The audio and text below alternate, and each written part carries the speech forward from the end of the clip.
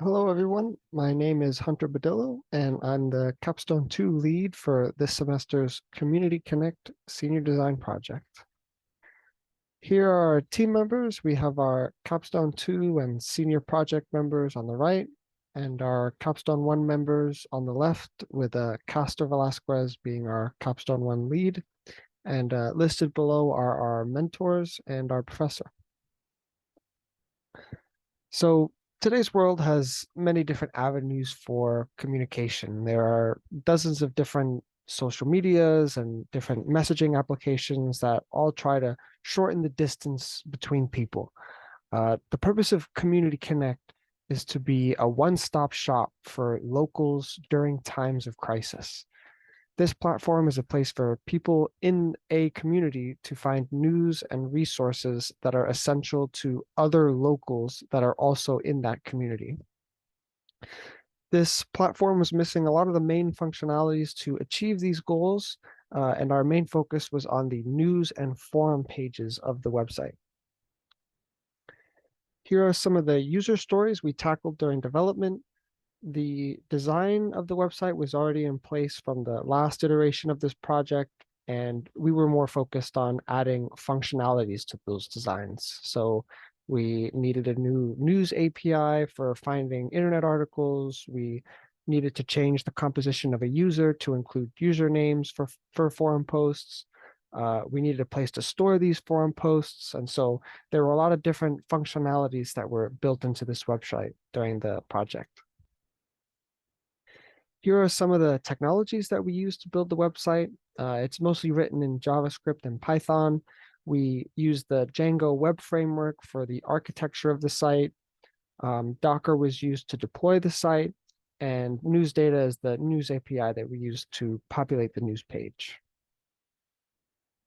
As for the architecture of this project, this model represents the deployed version of this site.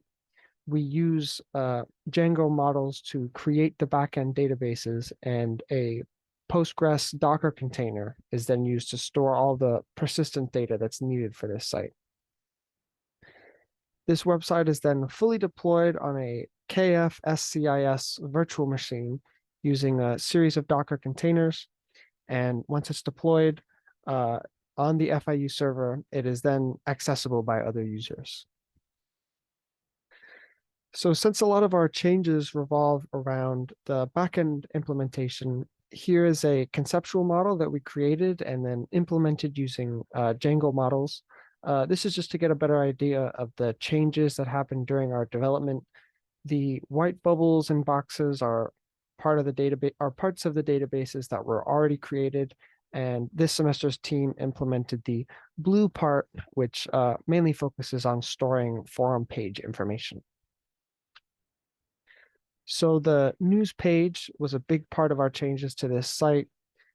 This page now displays different articles based on the user's chosen topics of interest. Users can click the little circle icons on the side of the site to filter through different environmental or disaster-related topics like pandemics, rising sea levels, and energy consumption. The forum page also went through a lot of changes to add more of those functionalities. The top screenshot shows the default forum page, and this is where users can create a new post and browse and preview other posts that have been created by other users.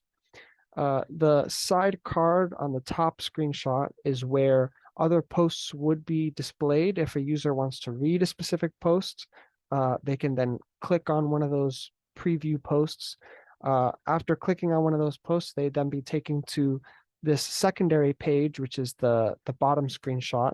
And this is where users can read the full content of the post, the body, the title, the username of the person who posted it.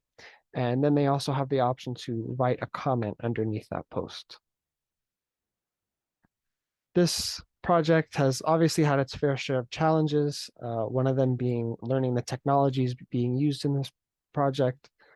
This is the 6th rendition of this project, so there are a lot of nuances in the code and little things that we need to wrap our heads around before we started making big changes. Another challenge is that we had that we ran into was having to redo the backend database to store our forum page data. We had to make sure that we do that properly. We had to make sure that we did that properly uh, without breaking any of the user data that was already being stored for the site. And our last big challenge was finding a news API that we could use for the site. The designers wanted to be able to post peer review articles on the site, but we had limited options because the API also needed to be free. All in all, this project has been a success. We were able to implement our changes for the news page and the forum page. We successfully redesigned the backend to store data related to forum posts. And the backend, even now, it supports the saving of different media attachments like PDFs and videos, so that it can be further built upon by further groups. So thanks so much for watching. Then you can visit the Community Connect website using the link below.